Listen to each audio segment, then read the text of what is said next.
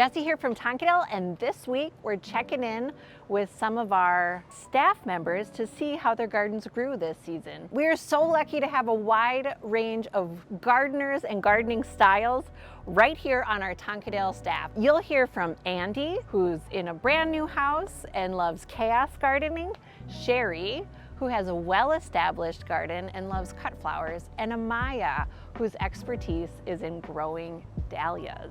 Let's go check them out.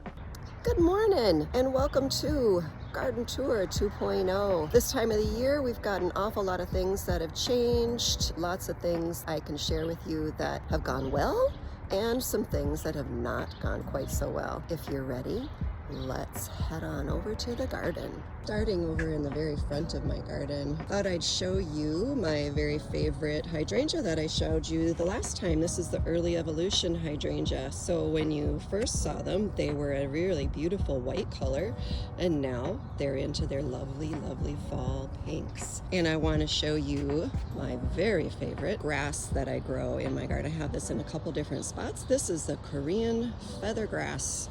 Keep that one in mind.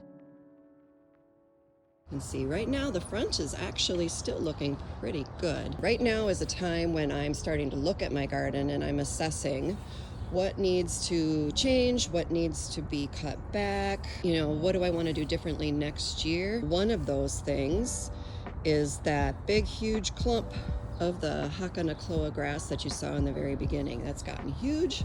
So my note to self for next spring is that's getting dug out and getting divided. Over here, one of my things, uglies.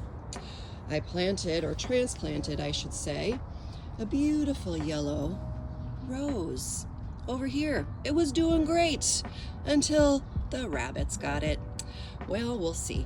Maybe it'll make it back. I'm loving how this is still looking. You can see we still have plenty of color. This is a firelight hydrangea. My big one is pink diamond. Pots are switched out. One of the things too, I've got lots of lovely hail damage. I cut a lot out, so it's hard to tell, but yeah, there you go. Canna shows it. We had hail last week. This garden was the one that I actually did a replant of this year.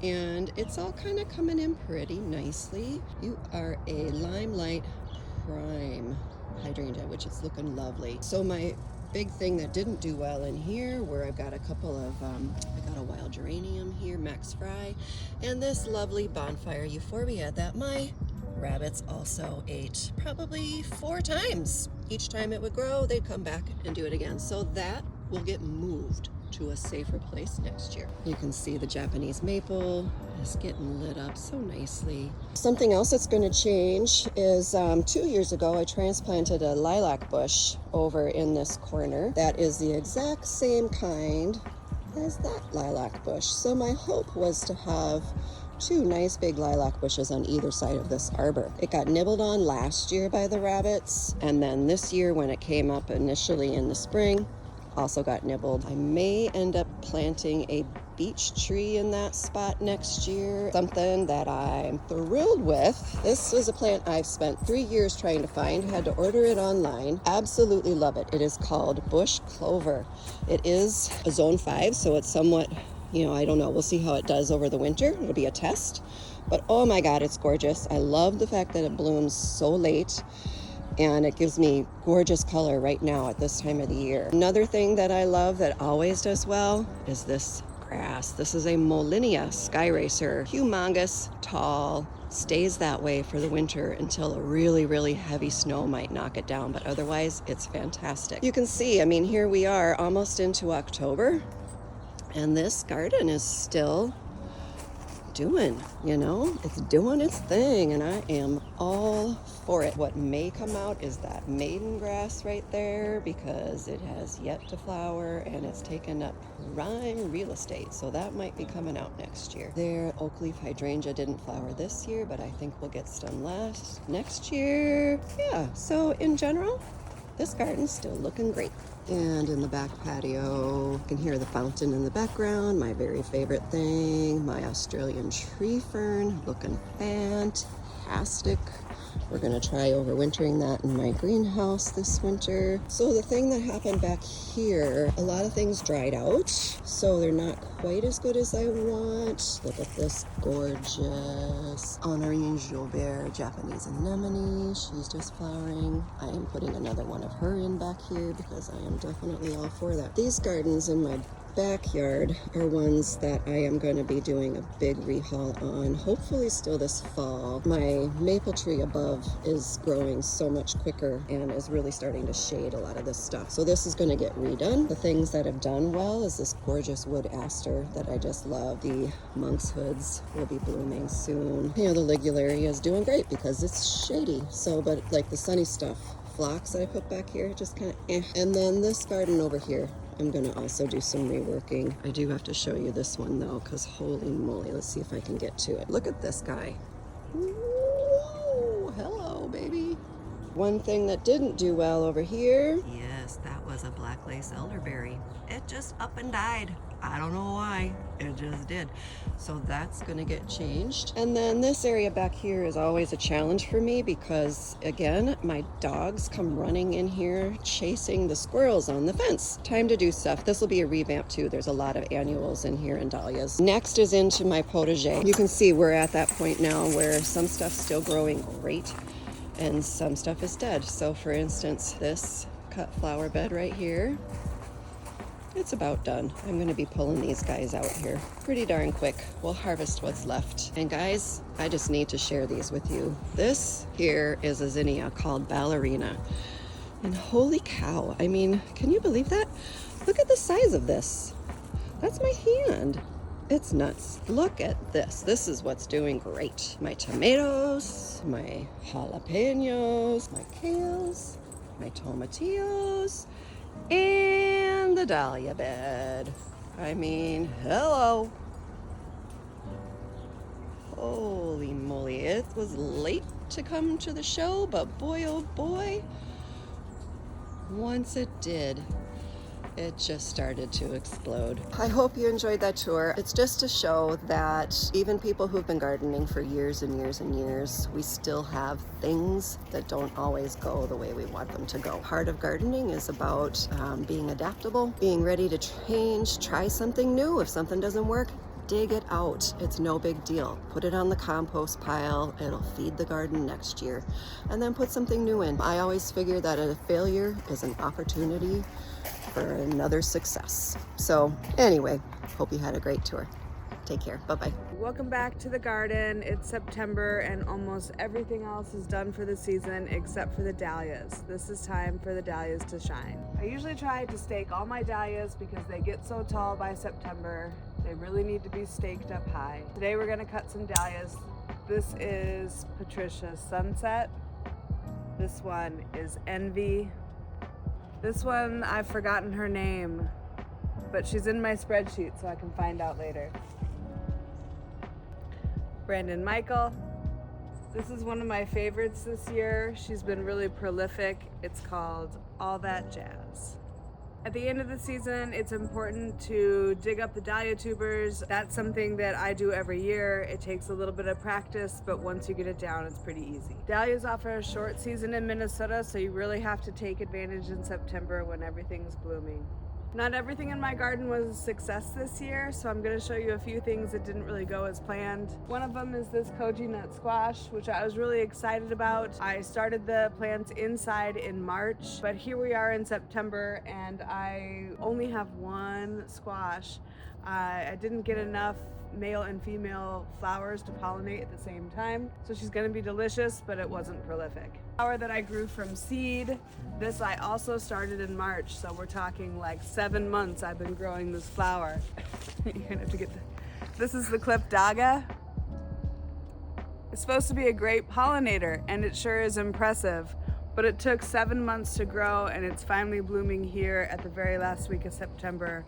I'm not sure I'll grow it again, even though it was pretty cool. Hi everyone, Andy Media Girl here. Just want to give you guys a follow-up on how my garden's doing, some things that I will be doing next year and maybe won't be doing next year. So let's go take a look at how things turned out. So you guys probably remember seeing my garden beds earlier. This is the current state they're in right now. Honestly, they look real crispy and dry, and this was a lot more full. You guys probably saw it in its peak as far as looks goes, but it got real crazy. I had a ton of snap peas in here and they just kind of took over, but it was a learning experience. Now I know I should have put them over there on kind of the lattice board in their own little spot. This was my chaos garden. I threw anything and everything in here, from vegetables to flowers to foliage to herbs. I tore a lot out last weekend because I was sick of looking at it, and then I got too tired and I left the rest here. And then I have some morning glories over here, which have been my favorite thing in this garden bed situation. And in the mornings when I come to take the dog out, they are fully bloomed. My wisteria that I planted behind this, like in the ground, has taken off, and I wanted it to do this. I wanted it to grow up the lattice and kind of go wild. So if this is only one summer, I'm really excited to see what it does next summer. My tomatoes have kind of gotten a little crazy. Next year I'm definitely gonna put in taller tomato cages to support them a little better, but it's fine. And yeah, they're still going. One thing you didn't see earlier in my summer video was this kind of perennial garden bed, and it's a work in progress. Some of it was here when I moved in and some of it was not. Everything's really packed back here, and I think that's gonna bite me in the butt in a year or two, but we can always take stuff out and move it around. This lamb's ear actually is one of my favorite things, and I ended up planting quite a few. I started with one and then I planted another one over there. This one actually became two. So it's so soft, and I'm realizing that it's drought tolerant. I don't really have to worry about watering it too much. These alliums are kind of the same way, and unfortunately they did not bloom this year. I think that is an issue with this variety in general. I'm hoping next year we get some blooms. I planted some native allium. The sedum is looking pretty good. I mean, I get a lot of sun right here, so everything is quite crispy. This is a chokeberry bush. And then I have a rose bush, which had a lot of roses on it, and I honestly should prune it soon. But yeah, it was a gift to me from a coworker, and it was, I don't know, kind of fun. Other things to note that I will not be doing next year, I think I said earlier, but I planted way too much in my chaos garden bed. I planted everything way too close, which I don't really care that I did that, but I just know that I'm not gonna do it next year. I was really worried about animals getting in my garden, but it really wasn't that bad other than my phlox. This is my dog, Flynn. He's a good boy, and he likes to sit in the sunshine. This is my front yard, which is honestly kind of a tragedy. There was this huge, beautiful, I want to say beech tree, I don't know, in the front yard that made this a very beautiful shade garden when we moved in. We tore out, or we tried to, as you can see, tear out a lot of the rock and then cover it with black mulch. We replanted all our hostas and kind of moved them around, and I added some other things like the Japanese forest grass. The tree fell on our house. There's my cute garage, real great. Tree fell on our house when we were out of town, came back, had to get the tree taken out, and now we have this big, huge, ugly mulch mound, rock mound thing. So my project next spring is to get this taken out and make it mostly yard grass, and then maybe have just like edging over there where those plants are. So as a little consolation of losing the big tree, I planted this Minnesota redbud. It's so small, but I think it'll be perfect when it gets going, and it'll be so cute and pink in the spring. I'm really excited to see how this guy does hopefully well. Yeah, so now that my shaded tree is gone, I have full sun in my front yard, which means everything that I planted is getting crispy, except for this blue fescue. That's doing pretty good. But yeah, this is all gonna have to come out, and I'm gonna have to swap it out with other things, and I don't know what that's gonna be yet. So inspired by what we saw today. Way to go, guys. Your passion for gardening really shines through in the work you do here at Tonkadale, and guess what? It matters. We're always here to help. We have lots of expert gardeners with a wide array of talents here on staff. Thanks for watching, and we'll see you at Tonkadale.